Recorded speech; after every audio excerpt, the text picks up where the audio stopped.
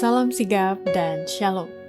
Renungan kita pada hari ini, Sabtu 20 Februari 2021, berjudul Kita Tidak Akan Menyembah Patung Apapun.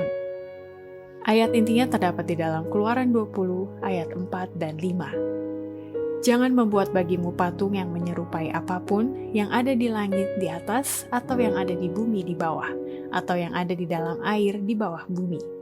Jangan sujud menyembah kepadanya atau beribadah kepadanya. Pena Inspirasi menjelaskan yang dimaksud dengan judul renungan kita pagi ini, kita tidak akan menyembah patung apapun sebagai putra-putri Allah adalah sebagai berikut. Pertama, alasan utama putra-putri Allah tidak boleh menyembah patung dalam bentuk apapun karena penyembahan berhala dan atau menyembah patung itu adalah dosa.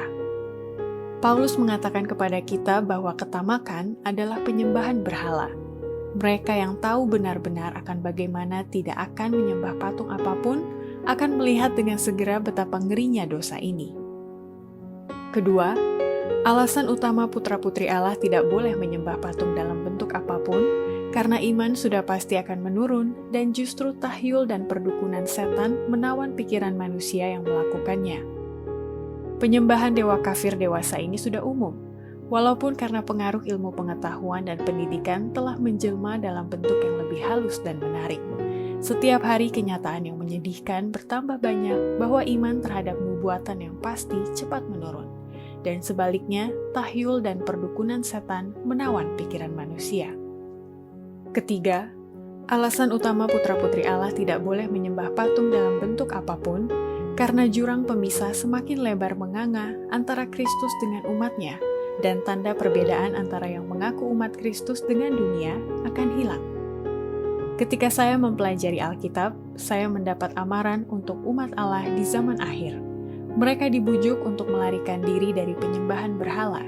Saya khawatir yang mereka sedang tertidur, dengan begitu menyesuaikan diri dengan dunia, sehingga sulit membedakan orang yang melayani Allah dari orang yang tidak melayaninya.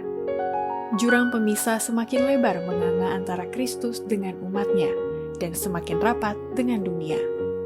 Tanda perbedaan antara yang mengaku umat Kristus dengan dunia hampir hilang. Seperti Israel zaman dulu, mereka mengikuti tata cara bangsa-bangsa di sekitar mereka.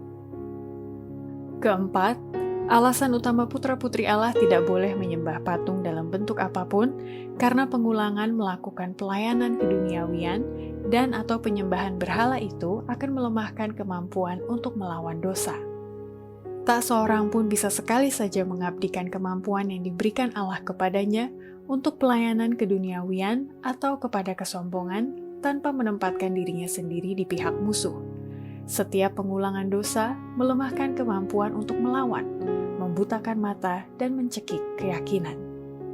Demikianlah renungan kita pada hari ini. Kiranya Tuhan memberkati kita semua.